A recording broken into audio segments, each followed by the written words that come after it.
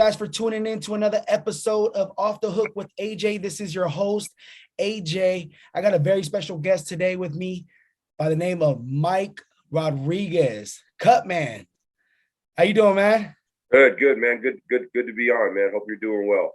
Oh, thank you. Likewise, man. So Mike has worked with the likes of MANNY, PACQUIAO, Chris Arreola, Freddie Roach, just to name a few.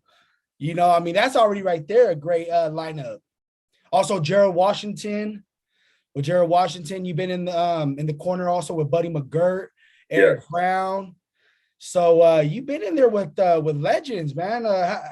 Explain, like, how does that feel? You know, it's when you surround yourself with good people, your chances of success, you know, obviously go up a lot. And I always pride myself that not to work with the right people. Correct.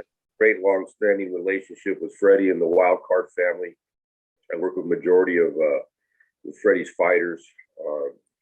Freddie's just one of the great trainers I get to work with. I do work with Buddy, you know, Joel Diaz, Ronnie Shields, Stephen Breadman Edwards, Henry Ramirez, you know, Danny Zamora, John Pullman, Herman Casieto, Ariano Sosa from New York.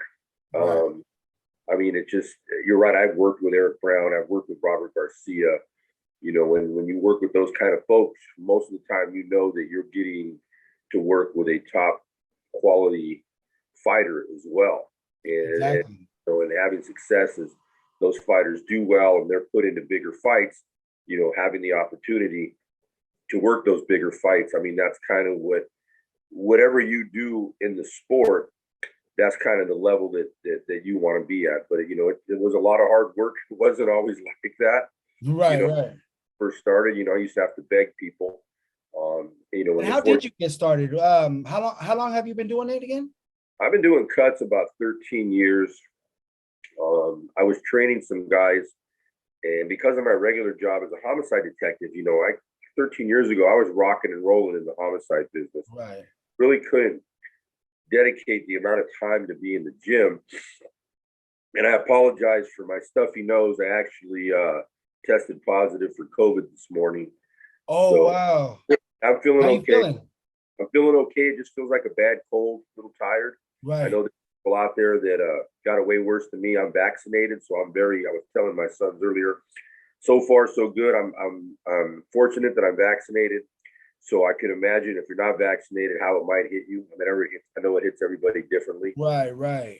So I'm just, you know, I'm not going to recovery, man. And I really thank you for really coming on. You know, that you're the true champ in the ring, man. I like to keep my commitments. I just kind of been laying around all day. So actually, I was looking forward to this because I always like to talk to folks, you know, about our great sport that, you know, obviously has a lot of problems. Right. And figure out ways that we can, you know, enhance the sport and make it better. And that's what I try to do. I agree. So getting back to that, I was training some guys, but I couldn't be in the gym to dedicate the amount of time that I needed to if I was ever going to work, you know, with a top level fighter.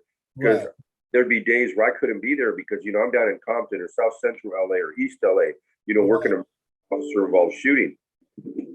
So I started picking the brain of some of the greatest cutmen ever.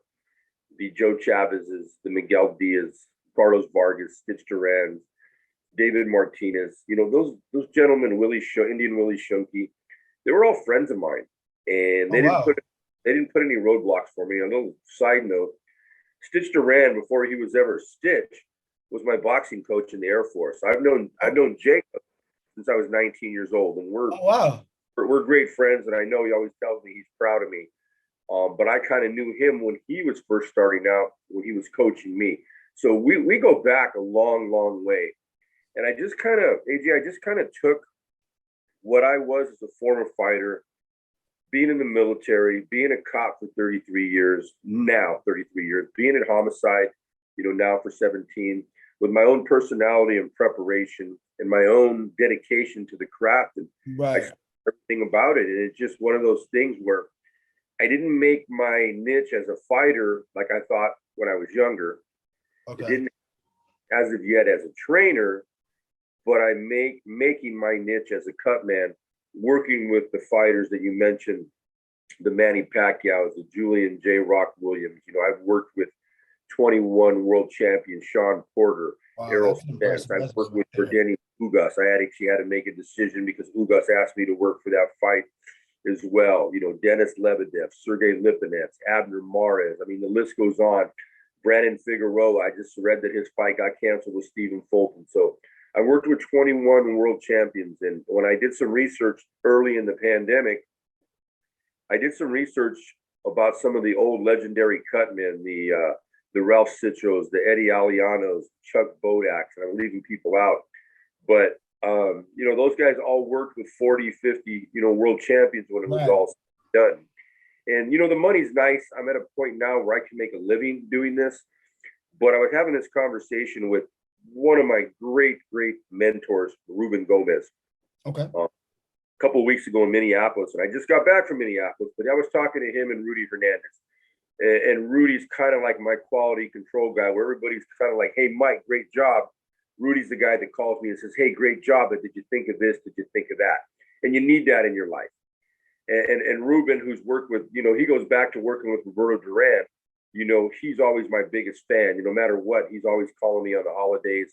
And to be surrounded by those kinds of people, you know, puts everything really, really into perspective. Correct. Yeah. So the money's nice, and you always want to be treated fairly. And 99% of the time, that's what happens. But when I retire, and when people talk about me 20, 30 years from now, I want them to mention the world champions that I worked with, the Hall of Fame trainers that I worked with. Because, I mean, you can't help, like myself, I'm a student of the game. I'm always learning. When you mention the names that I brought up, as far as the trainers I work with, you know, you can't help but be enlightened with your boxing knowledge. Because, you know, Freddie Roach, who's probably worked with more world champions than anybody, his lineage goes back. Who was his mentor? The legendary Eddie Futch. And when you think of the 4 or 5 greatest trainers that ever lived, you're thinking of Angelo Dundee, you know, Eddie Futch. You're probably thinking Emmanuel Stewart. You're thinking, you know, Freddie Roach. Those are the names. Those are the names that definitely come to mind. And the custom, you know, you're going back now a little bit. So the Georgie Bentons, the great teachers of the game. So, you know, I'm blessed to be around those people. And sometimes, you know, I got to pinch myself thinking, man, you know, hard work does pay off. It really does. You know, like going back to those names like Eric Brown, Freddie Roach. I mean, I've been at Wildcard with Freddie, and then also I've been in the gym with Eric Brown and Buddy McGirt. And you know, Buddy McGirt, man, he's a character. You know, he's always gonna crack jokes. He's gonna call you out when you're doing something wrong. And I felt like I was always a problem child when I was always around, because he would tell me, AJ, don't do this, don't do that. You know, but he taught me a lot. You know, that's the thing about Buddy, man. I never really seen Buddy in a bad mood. I've traveled with Buddy. We've been overseas together. I've had family outings with his family, you know, his wife and kids, and he's been around my sons. And Buddy just sent me something funny. Buddy's always going to send you something funny, you know, some kind of or meme. He always does that. He didn't disappoint. He sent me something today. You know, when it's great is my son has had an opportunity to work multiple fights, you know, with Buddy as well. And as my son makes his way, you know, he's been doing this now 7, 8 years, you know, he gets to work with a lot of those trainers because they have the faith in me to know that I have the faith in him. And it's kind of nice. And how was it working with De La Hoya? I seen that you were with them in preparation to his fight. But the fact that we all caught COVID, he caught it, his brother Joel caught it, and you know, me and Joel had actually tested negative last week. I was going to make sure that I got tested before I went to Minneapolis. Right. Yeah, that's true. I wasn't feeling any ill effects, but starting yesterday, I started feeling like I was getting a cold. But honestly, I don't know. Did you barely find out today? Yeah, I just found out this morning. Okay. I thought I had COVID like a year ago, May. I had all the symptoms and I quarantined, and it hit me, you know, somewhat. I'm vaccinated. So this time around, I thought I was really just had a cold. That's really what it feels like I got a cold. So I took 2 tests this morning just to double up, and they both came back positive. So I'm just going to work from home the rest of the week, kind of isolate myself. you know, and do the right thing. I know there's a And lot of what's people, recommended right now when you do test positive, being vaccinated? Do you have to quarantine for how many days? you know, I don't know. I don't know. I'm just going to be, I just know I'm going to do it till all of my symptoms go away. I'm going to be safe Right. about it because Oscar's fight did get canceled. I don't have any fights for a couple of weeks. So Oh, so then you're good. Yeah. if there's ever a time to to catch it, I guess there's no good time. This would have been the time. But I made sure that I tested before I left for Minneapolis because I wanted to be sure. Wow. And maybe it was in the incubation period. I don't know, but I did take a test and it said I was negative. And I was able to work the Jesus Ramos fight. I mean, right now you just don't know because it's so prevalent and it's out there and Still scary. It's still scary. very, I'm fully vaccinated and I get scared. I'm fully vaccinated too. And like I was just telling one of my sons that I mean I'm like, you know, I'm not feeling great at all. But Right. if I wasn't vaccinated, then I imagine how bad I would feel. But enough about that, man. Yeah. I'm good. I'm good. No, There's a that's lot true. That's true. So now working with De La Hoya, how's that experience been? It's great, man. You know, I'm really good friends with his brother Joel and his wife Esther. I've known Oscar in passing for many years. We've never really sat down and broke bread other than saying hello. So it was great because you know we had kind of a small camp. There was a small group of people. It wasn't a large amount of people. It was just basically me, him, Joel, you know, Eric Gomez, his trainer Noe, and another kid that was helping us out with the sparring, and it was nice. It was in the evenings. It was really a good experience. Oscar's a really good guy. He was taking it very serious. I know I read some stupid, hilarious things on the internet. You know, he backed out of the fight. No, he was legitimately sick, as evidenced by the fact that him and myself and his brother tested positive. He was taking it very serious, and you know, I loved watching Oscar because when he steps in the ring, whether it's the shadow box, spar, hit the mitts, there's certain things that you can see in legendary fighters. You can see it in their eyes. I see it in Manny. I see it in Oscar De La Hoya. Doesn't matter if he's 28 or 48. You can still see it. So he was ready. I mean, I know he was extremely disappointed, and I think you know, I'm not part of his managerial promotional team, but you know, I wouldn't be surprised if you know once he's well again that they get on track and you know they get something else. They get something else on the books. Oh yeah, that for sure was going to happen. You know, he's going to fight. You know, again. I wouldn't be surprised if he fights in within 2 months. You know, I mean, You know, he was already looking in shape. yeah, and that's the great thing is that he was in fantastic shape, and I try to keep myself in good shape, so to keep my immune system up. You know, so hopefully that's factoring in a positive way. That although I don't feel great right now, Right. I potentially feel worse, and so far, knock on wood, I haven't. Well, you're looking great, man, and I love that shirt too. I love that shirt, man. I got to give me one of those.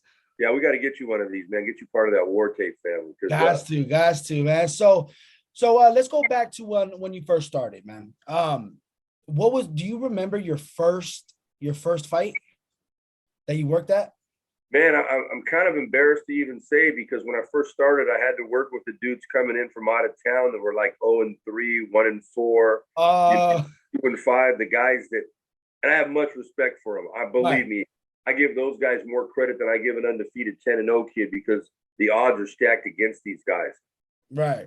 You know, they come in without a trainer and be like, well, if you want to work, hey, here's the guy to work with. You know they're going to get their brains beat in. But you know, it's about AJ. It's just about paying your dues, man. Nobody ever just shows up and they're going to hand this to you. I agree. You know, especially the cutman and the trainer. Boxing is it's a big world, but it's a very small fraternity. And your reputation is everything. And I don't think you get to the point to work with the names that the fighters and the trainers that we've mentioned, you know, unless they trust your work and they have faith in you. And that's the big thing is that they can have faith in. Oh, I think we lost Mike for a second. Oh no, there he goes. He's back. Like anything else, man, you build your business. Right. You know, you build your business and you know, you go from working with the out of town guys, and I worked a lot of lower level MMA stuff because those guys get cut. That's how you practice. You know, too many people today, because of MMA, they want to be a cut man because they think it's fashionable. You know, they want to wear a funny little hat. They have a cute vest. They got some funky little nickname, and they try to become almost like cartoon characters. People ask me all the time, like, how do you get known for being a good cut man? I go, it's simple, man. You reduce swelling and you stop the bleeding. There's, you know, I don't care what kind of hat or nickname you have. People got to know that they can count on your work when the chips are down and you're in a world title fight and the guy gets cut in the second round and you got to work that cut for 10, 11 rounds. That's not easy. You know, I just worked a cut with Victor Ortiz with Freddie Roach and trainer Pepe Riley. And Pepe's a great friend of mine. He's a great supporter of mine. I don't know if you know Pep. Right? Pep was on the Olympic team with De La Hoya in '92. Right. You know, he turned professional with Top Rank. He was the longtime trainer for Ray Beltran when Ray Beltran made his title run. So Pep's got a wealth of knowledge. But, you know, Victor was cut in the third round, and, you know, I had to work that cut for 7 rounds. And, you know, he'd come back and it was bleeding. You'd stop it and it wouldn't bleed the next round, but then he'd get hit or butted again. That was a very physical fight. So you just never know, you know, what's going to happen. You just have to, you hope for the best, but you have to plan and expect the worst. And I think that's what I do. And that's what I bring being a cop for 33 years and being especially a homicide detective. I'm really big on preparation and I'm really big on details. The devil is always in the details. You know what? I've seen that in one of the posts that you did where you were working a case. I can't hear you. You can't hear me? Let me see. Yeah, my volume's good. Can you hear me? You still can't hear me? You got to press your Can you hear me? I can hear you. I can hear you fine. I can't hear you. Let's see. See what's going on here. Give me 1 second, guys. A little bit of technical difficulties here. All right. I'm good on my end. Let's see. No.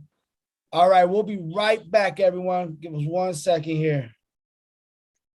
All right. We're back, everyone. We had a little bit of technical difficulties, but going back to when you were talking about with Victor Ortiz, he had a cut and you were trying to stop it for 7 rounds, correct? He got the cut in the 3rd round. So what was the process in that? Because it will stop bleeding and then it'll keep bleeding. And so how do you mentally like do that? Like, how do you like try to get him, you know, for that cut to just stop bleeding? Well, you know, you got to just apply the techniques and the medicines that you know. You know, sometimes a bad cut is not going to stop in 1 or 2 rounds. But if you look at the fight, if you look in the 9th or 10th round, he's no longer bleeding. They take a couple of rounds to get under control. I had it under control in the 5th and the 6th. Then I think he got hit or butted again in the 7th or 8th. And then after that, it wasn't an issue. But it's mainly the head trainer and the fighter knowing that you're going to do your job. And I always tell my fighters, just because you see me working on you doesn't mean anything's wrong. Anything is wrong. I'm a big preventive maintenance guy. I like to address swelling before it actually even starts. Some of the best work that I think I've ever done, people didn't even know because I never let it become a problem. You know, with the swelling, I addressed it very early on, and it's kind of like putting out those small wildfires so they don't become a big brush fire, you know, as the fight moves on. Now, I'm curious to know, how do you get started to be a cut man? Like what do you have to do? I said earlier, man, it's not something where, you know, you go to college for. You know, I know people are like, well, I'm a doctor or I'm a nurse or I'm a paramedic. It's a different animal. I have no medical training. Right. That's what I was going to ask. But what I do know is boxing. And the people that I mentioned, the Ruben Gomez, the Rudy Hernandez, the Stitch Duran, Carlos Vargas, Joe Chavez, you know, Indian Willie, David Martinez. All the greats. Those are the guys, the Russ Amber. Those are the guys that I learned from as far as talking to them. And now you have some of my contemporary guys, Mike Basil, who works with Stitch on the Top Rank fights, Aaron Navarro, Mike Rella back in New York, and Danny Milano. Danny's been a great friend. Mike and Danny are the 2 top cut men on the East Coast. They're really, really good guys. And you know what's great is at the upper level, all the cut men, we all get along pretty good. And you know, we're very respectful of each other. But it's just one of those things where it just hit me one day. I still want to stay in the sport, but because of my regular job, I mean, I have a regular career. Mhm. I do this, and it's something I decided to do. And once I decide to do something, I'm going to put my 100% effort to learn everything I can about it. I still do that. I'm still thinking of different ways to make myself more efficient in the corner. And there are nights I'm like, you know what? I didn't feel like I had a good rhythm. A lot of it has to do with the fighter and the trainer and their little movements and nuances. And that's why I like working with fighters repeatedly and trainers over and over. Some of the trainers that I mentioned, I work multiple fights with them. So they let me do my thing. They respect me and my work. So they just let me do what I need to do. And how do you balance being a homicide detective and working the corners, man? Like how do you find balance? There's an old saying, people make time for what they want to make time for. Very It's true. all I do. I don't go skiing, I don't go snowboarding, I don't go sightseeing on vacation. Right. I'm pretty much a guy that works out, and I work fights, and I devote a lot of time to as a partner with War Tape. I devote a lot of time with that. The nice thing about it, a lot of these things kind of overlap. It was getting pretty hectic about 2.5 years ago, because I'm close to retirement. I can retire anytime. Okay. I took over the missing persons unit at Homicide Bureau. So now it's nice where before I was only on call every third weekend, and if there was a big fight, I would just take it off. I'm Okay. off weekends now, and I have great detectives that work for me, and I pretty much just provide a lot of oversight, review, and consultation. So it's Right. really user friendly for me. So user friendly, that's why I haven't retired. And I think as I move along here in the next 6 months or a year, I may just decide, you know what, it's time. I've been doing this my whole adult life, but I still have a passion for it. I've been with Sheriff's Homicide Bureau 17 years, half my career, and I take a lot of pride in that. And my hats to you, honestly. Like that's really unique. I was really looking forward to interviewing you today and asking Yeah, you questions. um, I'm in the blood business. Yeah. The boss reporter Gabe On both Montoya sides. kind of stuck me with that about 10, 11 years ago. He was, Mike, you're in the blood business. And one day I was working a homicide out in the Antelope Valley up in Palmdale. And I I'm in guess, Lancaster. so they showed me on the news, um, at a crime scene, and Oscar's brother, Joel, screenshots this picture, and he says when he's not stopping cuts, he's solving crime. The crime fighting Cutman. It's kind of just stuck. So That's awesome. That's awesome. yeah, I'm actually in Lancaster. man, I feel bad for you, man. I don't like going. Hey, you know what, man? I got used to it. I was born and raised in Sacramento up north, and moving down here to the desert was a little bit different. But What hey, the heat. part of Sacramento? South Sac. Okay, I'm originally from Roseville, man. Oh, really? Born, See, I'm we a, have more in common than we really thought of, man. I was just up there last weekend. All of my family is from my mom and dad. Grew up there. All my aunts, uncles, all my extended family are in Roseville. We actually moved when I was 10 to the Bay Area, and I grew up in Concord. But That's crazy. I'm really from. I'm originally from Roseville. Yeah, yeah. I'm from Florence. Okay. Florence. I went to Wilsey Wood Middle School. Yeah, man. So, who was your favorite boxers growing up? Um, You idolized growing up? Alexis Arguello, Roberto Duran, uh, Tommy Hearns, Matthew Saad Mohammed, Okay. Salvador Sanchez, Wilfred Benitez. I mean, those were the guys. Bobby Chacon. Those were the guys that I grew up with. And what's crazy is I hated Sugar Ray Leonard growing up because he beat Hearns, he beat Duran. But as I got older, you could probably say that Ray Leonard is one of my favorite fighters. But I just didn't root for him at the time. But if you look at Ray Leonard, what he did in his career, he was just a great fighter. And Ray Leonard was a killer. Oh Uh, yeah. I love Matthew Saad Mohammed because he always got off the deck, and always came back and won, and he was in exciting fights. I grew up in the 70s and 80s when there were just so many tremendous fights, and fighters used to fight each other, and it was great when you think of all the fights between Leonard and Duran and Hagler and Hearns and Benitez, and people Legendary fights. forget that era afterwards with Milt McCrory and Mike McCallum and Donald Curry and Lloyd Hunnigan and the Buddy McGirts and Pernell Whitakers. And that Hmm. into the De La Hoyas and Cortez and Vargas and Trinidad and Mosley's, and then they transitioned into the Pacquiao and Mayweathers. And now, you're into another area with the Terrence Crawford and the Errol Spence and your Dennis Ugas. So to actually be a part of that in some way, shape, or form is for me, man, is worth its weight in gold. Oh, that's awesome. And who do you enjoy watching right now? What boxers do you enjoy?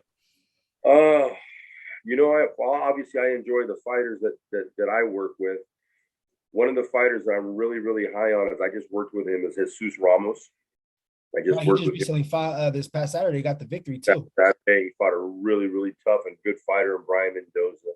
I love watching Jaron Ennis. The whole world don't know about Jaron Ennis yet, but they better get used to hearing his name, because he is going to be a tough out for the next 10, 12 years, whether he stays at 47 or moves up to 54 and so on down the line. And I think Ramos is going to be somebody that everybody should watch out for. Yeah, when I look at these younger guys, that kid that Jose Benavides Sr. trains, I think his name is it Jose. Yeah, there you go, yeah. Yeah, he's somebody to look out for. Derek James has that kid Frank Martin that I've worked with. I worked with Joey Spencer. Joey's got a big upside. Just a whole host. I work with Blair Cobb, right? Joselito Velasquez and Raul Curiel, over at the Wild Card. I'm blessed. Between my son and I, man, we got over 50 fighters worldwide. So that's a great accomplishment. Never play favorites. You develop your individual relationships with these guys. But I think aside from my favorite fighters that I like to watch today, you want to see them, as much as you want to watch them, you want to see them in compelling fights. Right. That's, I'm hoping the Porter Crawford fight gets made, because as great as I think Terrence Crawford is, you don't become really great until you test yourself against a great fighter. I agree. And I mean, and when I look back at some of the fighters that we mentioned, what do they all have in common, man? They fought all the best. Oscar De La Hoya, he didn't miss anybody. He didn't miss it. Manny Pacquiao didn't miss anybody as far as who they were supposed to fight. Right. Ray Leonard, Roberto Duran, Marvin Hagler, they didn't miss anybody. They weren't ducking anybody either. That's what I mean. They didn't miss anybody. That's exactly what I mean. And I don't even like the word. There's the business end of it too. I don't expect these guys to fight for peanuts. Sometimes the business end doesn't make sense. But I was doing some research, and one year Oscar De La Hoya fought 5 times. What year was that? And what was that? What year was that? I remember. But I mean, no, you're right though. There was a year where he was very active. And those guys were always very active. But what I'm saying is, and it's not like, I think in that year he might have fought Felix Trinidad. He might have fought. I mean, the names that it wasn't so much. I was impressed the fact that he fought 5 times, but the names of the guys that he fought in that year's time, that's a whole career for some guys. I think that was around the time that he fought Fernando Vargas as well. And it might have been. And if you look at Manny Pacquiao, and you look at, people think of now and they think that he beat De La Hoya and he fought Mayweather and he beat Keith Thurman, but they forget sometimes that body of work that he had when he was a featherweight. We'll get Eric Morales's and the Marco Antonio Barrera's and that whole the quadruple fights with Juan Manuel Marquez. Those fights sometimes get lost in the shuffle in his greatness, and the fact that he's the only 8-division world champion. I mean, think about that. He won the title at freaking flyweight, and he's fighting a big guy at 42, 43 years old, Yordenis Ugas, who's got to be one of the biggest welterweights you've ever seen. Yeah, and I think that fight was very underrated. A lot of people weren't really too excited about that fight. Because people are easy to have to form their opinions. Yeah. And instead of concentrating on the journey, they concentrate on the destination. It's not like he went in there and got blown out. It was a good, hard, competitive fight. Ugas was the better man. Very happy for him and his trainer, Ismael Salas, who I didn't mention, who I work with a lot of Ismael's guys. Right. Just saw Ismael over the weekend, and we talked. He's like, "Hey, Mikey, your family, no matter what, sometimes we're going to work together and sometimes we're going to work against each other." The fact that we are working in those high-level fights, lets me know that every time we see each other, we're all doing well, and that's what it's all about. And that's cool, man, that you guys have that respect for each other, that, sometimes we're going to work together and sometimes we're going to be opposites. Absolutely. But that respect is always going to be there. And that's awesome.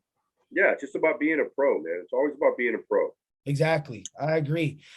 So let me ask you, Canelo and Plant, who do you got on that fight, man? Canelo's going to be a tough out at 68. But people got to remember, they don't know. Caleb Plant can really fight. Oh yeah, he can brawl. Be a big puncher? No. So I think the difference is he may not have the firepower to keep Canelo off of him in the later rounds. Mm-hmm. Canelo finds a rhythm and a groove in a fight. He exposes a guy's weaknesses, whether it's absorbing shots, whether it's position in the ring. He's very good at that. He's a great counter puncher. But Caleb Plant can really fight. And there is no shame if he loses to Canelo Alvarez. I love Caleb Plant's mindset. He's not going in there that he's just happy to be there. I've known Caleb for a number of years. He's a gritty, tough kid that he's gotten to this point in his professional career because he did what? He believed in himself. Right. People crack me up when they, oh, he's going to get this, he's going to get that, or why is he talking shit? Why? Because he believes in himself. Yeah. And I don't know any great fighter that went into a fight thinking they weren't going to win. And I don't think that fight's going to be a easy fight for Canelo. Honestly, I don't think so. Plant provides a lot of different wrinkles that Canelo hasn't had to actually go against in the last couple of years. Plant's a very good boxer, but I think the difference here is going to be in the power. It's going to be in the power. Who can take? It's not always who can punch the hardest.